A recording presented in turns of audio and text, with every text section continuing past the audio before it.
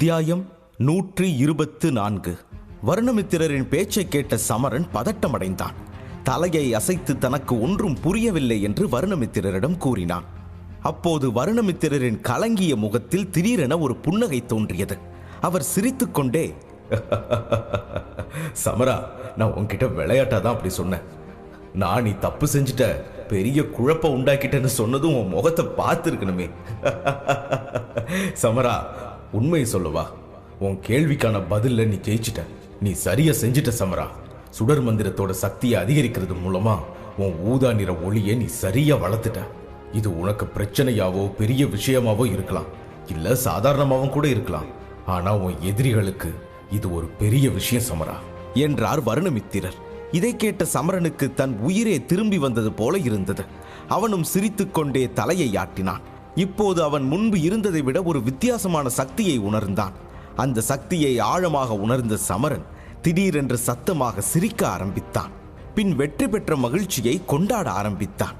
வருணமித்திரரும் அவன் கொண்டாடுவதை தான் பார்த்து கொண்டிருந்தார். ஆனால் திடீரென சமரனுக்கு ஏதோ நடக்க ஆரம்பித்ததை அவர் கண்டார். சமரனும் திடீரென தனக்குள் நிறைய சக்தியை உணர ஆரம்பித்தான். அது தொடர்ந்து வெளியேற முயன்றது. சமரன் கவனமாக ஆராய்ந்தான். அப்போதுதான் ஒன்று அவனுக்கு புரிந்தது. உள்ளே இருக்கும் சக்திகள் எதுவும் வெளியே வரவில்லை. வெளியே உள்ள சக்திகள் தான் உள்ளே போகிறது. இதை பார்த்த சமரன் பயந்து வருணமித்திரரை பார்த்தான். குருவே, இங்க என்ன நடக்குது?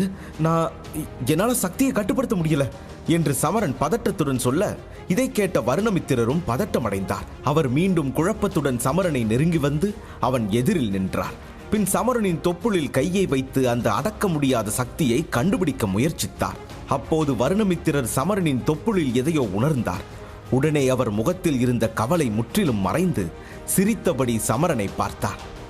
மேலே இருக்கிறவன் கொடுக்கணும்னு நினைச்சா கூரையை பிச்சுட்டு கொடுப்பான்னு சொல்லுவாங்க, கேள்விப்பட்டிருக்கியா சமரா? அதுதான் இப்ப நடக்குது. உனக்கு என்னோட வாழ்த்துக்கள். நீ உன்னோட அடுத்த தரவரிசை பெற ரொம்ப பக்கத்தில் இருக்க சமரா என்று உற்சாகமாக கூறினார் வருணமித்திரர். சமரன் ஆச்சரியத்துடன் வருணமித்திரரை பார்த்தான். அடுத்த தரவரிசையா? என் திறமையினாலா? குருவே, நீங்க சொல்றது உண்மையா? நான் அடுத்த தரவரிசையை நெருங்கிட்டேனா என்று ஆவலாக கேட்டான். சமரனால் வருணமித்திரரின் வார்த்தைகளை நம்ப முடியவில்லை. எனவே வருணமித்திரரின் வாயிலிருந்து இதை தெளிவாக கேட்க விரும்பினான். வருணமித்திரரும் தலையை அசைத்து, ஆமா சமரா, நீ இப்போ அபராஜிதன் தரத்திலிருந்து தேர்ச்சி பெற போற.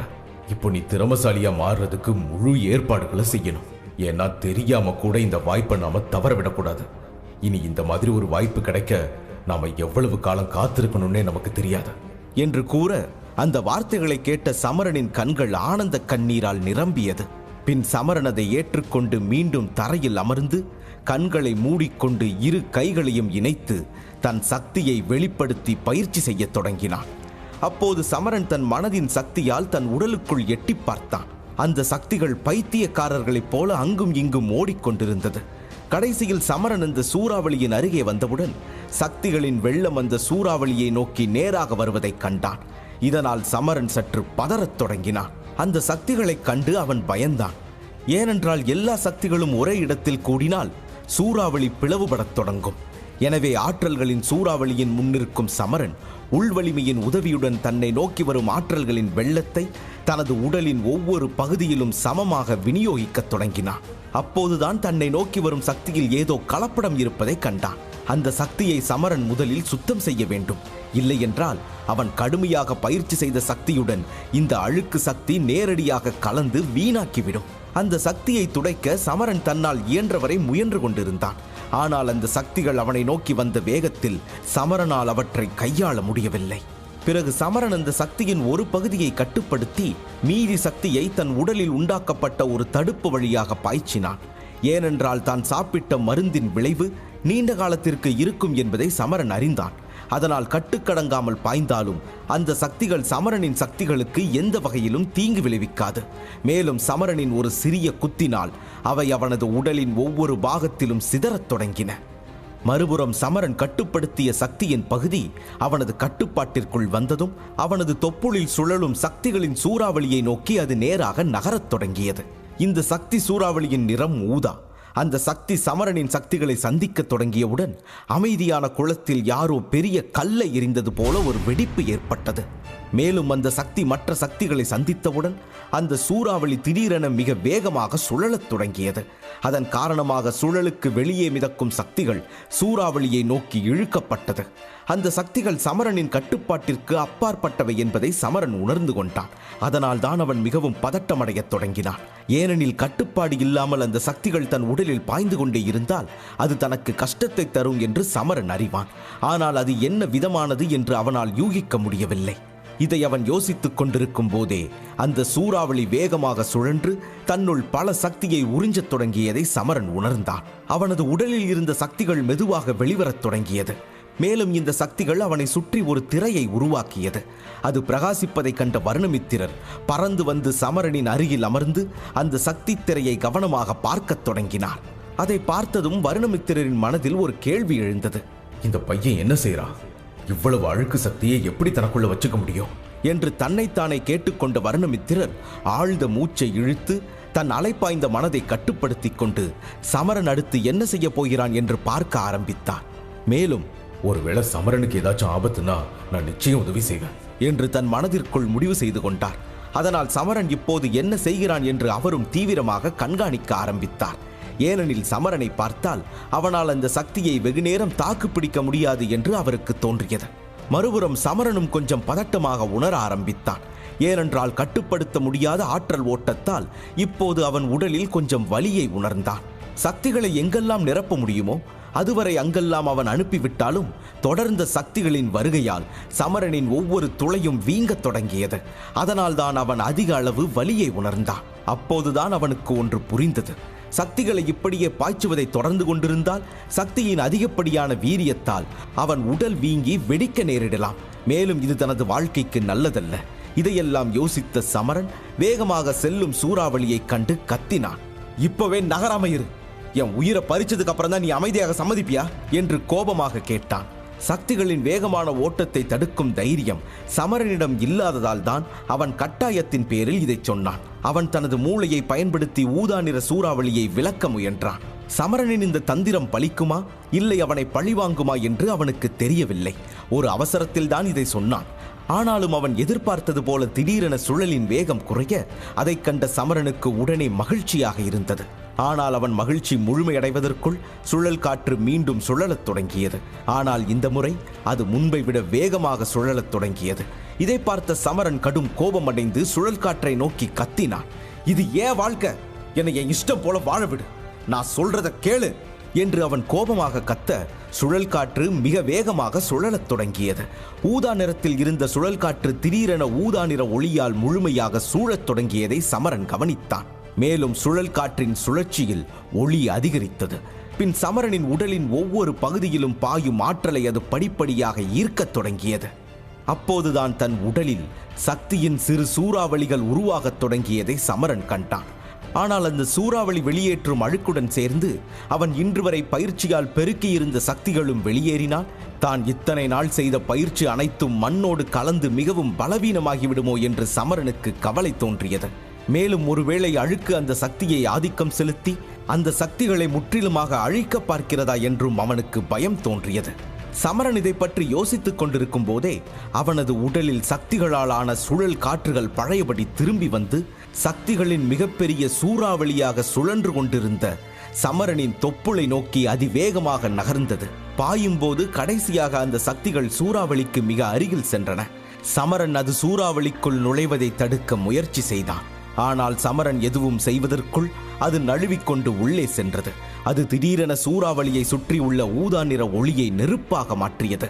அந்த ஊதா நிற நெருப்பு சுழல் காற்றில் வரும் அசுத்தத்தை பார்த்து தன்னைத்தானே காத்துக்கொள்ள ஆரம்பித்தது போல ஒரு நொடியில் எரிய ஆரம்பித்தது.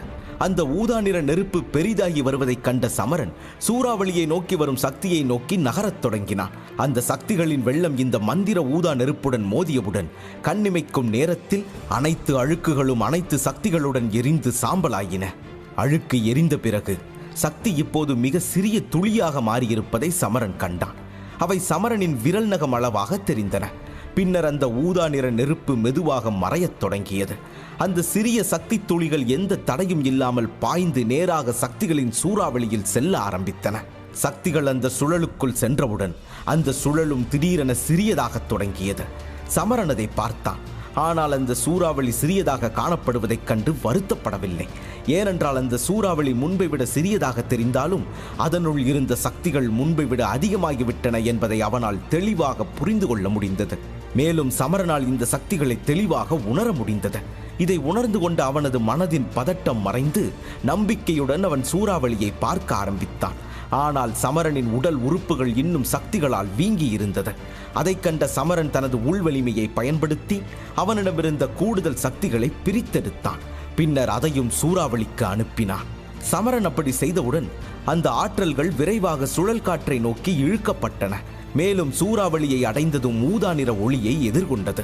அது அந்த ஆற்றலில் உள்ள அனைத்து அழுக்குகளையும் எரித்து அதை சுத்திகரித்து சுழலுக்குள் நுழைய அனுமதித்தது. அதே சமயம் வெளி உலகில் சமரனின் முகத்தில் இருந்த கஷ்டமும் வேதனையும் சிறிது நேரத்தில் எப்படி மறைந்தது என்பதை வருணமித்திரர் பார்த்தார். சமரன் ஒரு பெரிய பிரச்சனையை நன்றாக கையாண்டுள்ளான் என்ற எண்ணம் அவருக்கு வந்தது. ஆனால் இது மட்டுமின்றி சமரனின் உடலிலும் பல மாற்றங்களை காண ஆரம்பித்தார். கண்களை திறந்த சமரனும் தன் உடலின் மாற்றத்தை உணர்ந்தான். தன் உடலின் உள்ளே சக்திகளின் ஓட்டத்திற்கு பிறகு இப்போது அவனது எலும்புகள் முன்பை விட மிகவும் வலுவாகிவிட்டதை சமரனாலேயே உணர முடிந்தது. இதிலிருந்து நிச்சயமாக தனது உடல் முன்பை விட மிகவும் வலுவாக மாறியிருக்க தொடங்கியிருக்க வேண்டும் என்று புரிந்து கொண்டான். இப்போது ஊதா நிறமாக மாறியிருந்த சக்தியின் சுழல் காற்று முழுவதுமாக சரியாகிவிட்டதால் சமரனும் தற்சமயம் மகிழ்ச்சி அடைந்தான். இப்போதுதான் ஒரு பெரிய சிக்கலை தவிர்த்திருக்கிறோம் என்பதை சமரன் உணர்ந்தான். இல்லையெனில் இன்று அவனுடைய காயங்கள் எவ்வளவு ஆழமாக இருந்திருக்கும் என்றே அவனுக்கு தெரியவில்லை. மேலும் அதிலிருந்து மீண்டு வரவும் சமரனுக்கு வெகு காலம் எடுத்திருக்கும். இதையெல்லாம் நினைத்த சமரன் பெரிய கண்டத்திலிருந்து தப்பித்ததைப் போல உணர்ந்தான். மறுபுறம் வருணமித்திரர் சமரனின் முகத்தில் ஒரு புன்னகையை கண்டார். அதனால் அவரது முகத்தில் இருந்து கவலைகள் அனைத்தும் மறைந்தது. அவர் நிம்மதி பெருமூச்சு விட்டார். சமரன் ஆபத்தில் இருந்திருந்தால் அவன் நிச்சயம் சிரித்திருக்க மாட்டான் என்று புரிந்து வைத்திருந்தார். ஆனால் அவரால் அவனின் இந்த புன்னகை எதற்காக என்று மட்டும் புரிந்து கொள்ள முடியவில்லை. அந்த ஊதா நிற சுழல் காற்றின் வேகமான சுழல்தான் சமரனின் உடலில் அதிகரித்த சக்திகளுக்கான காரணம் என்பதை அவன் நன்றாக உணர்ந்திருந்தான். அதுதான் அவனது சிரிப்பிற்கும் காரணம். அதன் பிறகு சூறாவளி வலுவடைந்தது. அப்போது சமரன் திடீரென்று சூறாவளிக்குள் இதுவரை பார்த்திராத ஒன்றை கண்டான். அது ஒரு விசித்திரமான திரவமாக இருந்தது. ஆனால் சமரன் இதை பற்றி மேலும் யோசிப்பதற்குள் திடீரென்று அந்த சுழல் காற்று நின்றது. பின் அது நின்ற சிறிது நேரத்தில் சூறாவளி எதிர் திசையில் சுழலத் தொடங்கியது. சக்திகள் நிறைந்த சுழல் காற்று எதிர் திசையில் நகர்வதைக் கண்ட சமரனின் இதய துடிப்பு அதிகரித்து மீண்டும் ஒரு முறை அவனை பீதியடைய செய்தது. இனி எந்த தவறும் நடக்கக்கூடாது என்று அவன் மனதிற்குள் வேண்டிக் கொள்ள ஆரம்பித்தான். அந்த சூறாவளி நகர்வதை பார்த்து கொண்டே இவனது வேண்டுதல் தொடரும் போது அந்த சுழல் காற்றில் இருந்து திடீரென ஒரு திரவம் வெளிவரத் தொடங்கியது. இந்த திரவம் சிறிது காலத்திற்கு முன்பு சமரன் பார்த்த அதே திரவம். சிறிது நேரத்தில் அந்த திரவம் சூறாவளியிலிருந்து குதித்து ஒவ்வொரு திசையிலும் பரவத் தொடங்கியது. அப்போதுதான் அது சுழல் காற்றின் சுழற்சியால் பரவும் திரவ ஆற்றல் என்பதை சமரன் உணர்ந்தான். மேலும் அவனது உடல் அந்த திரவ சக்தியை ஒரே அடியில் உறிஞ்சியது. இதை பார்த்த சமரனின் மகிழ்ச்சிக்கு எல்லையே இல்லை. அவனுடைய இரத்தம், எலும்புகள், தோல் எல்லாவற்றிலும் இப்போது ஆற்றல் நிரம்பி இருப்பதை அவனால் தெளிவாக புரிந்து கொள்ள முடிந்தது. இதே போலவே சூறாவளி சுமார் 10 நிமிடங்கள் எதிர் திசையில் சுழன்று கொண்டே இருந்தது. பின் அது மெதுவாக நிற்கத் தொடங்கியது. சூறாவளி நின்ற சிறிது நேரம் கழித்தே சமரன் தன் உடல் மீண்டும் தனது கட்டுப்பாட்டில் இருப்பதை உணர்ந்தான். அவன் உடனடியாக தன் கண்களை திறந்தான். மேலும் அவனது கண்களில் மிகவும் சக்தி வாய்ந்த நெருப்பு எரியத் தொடங்கியது. இது எவரையும் சாம்பலாக்கும் அளவிற்கு சக்தி வாய்ந்ததாக இருந்தது. அவன் முன்பை விட வலிமை மிக்கவனாக இருப்பதை கண்ட வருணமித்திரர் சிரித்துக்கொண்டே, வாழ்த்துக்கள் சமரா, இந்த நிமிஷத்திலிருந்து உன்னை எல்லாரும் தனஞ்சயன்னு தான் சொல்லணும். அபராஜிதன்னு உன்னை யாரும் கூப்பிட மாட்டாங்க என்று சொன்ன வருணமித்திரரின் முகத்தில் ஒரு கம்பீரம் வந்து குடிபுகுந்தது. கடைசியில் சமரன் தனஞ்சய பட்டத்தை அடைந்து விட்டான்.